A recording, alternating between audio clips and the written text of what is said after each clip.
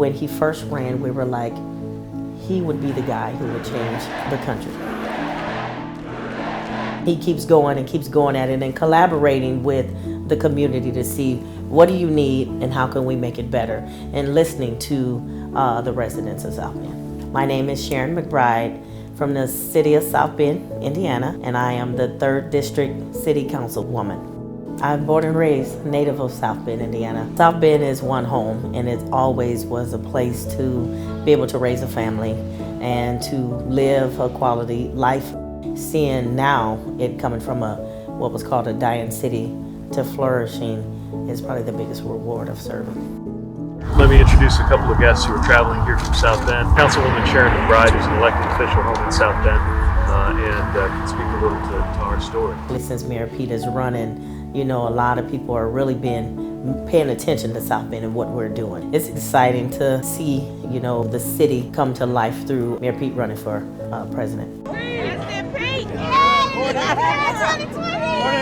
I think that one thing that we can do and have done is taking steps to try to close gaps of disparity and poverty. He had a disparity study done in 2016, I think it started. And out of that study, we weren't surprised of the results about, you know, disparities in neighborhoods and inequalities for women and wages and minorities.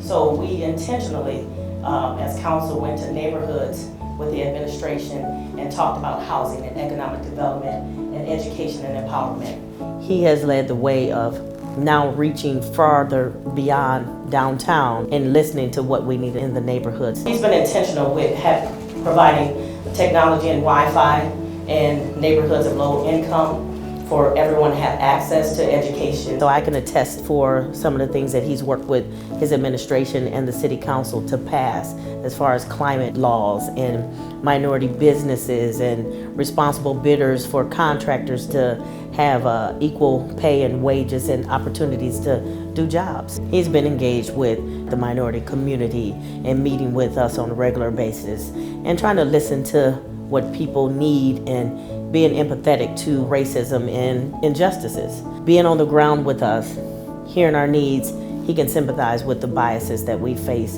and could try to make positive changes.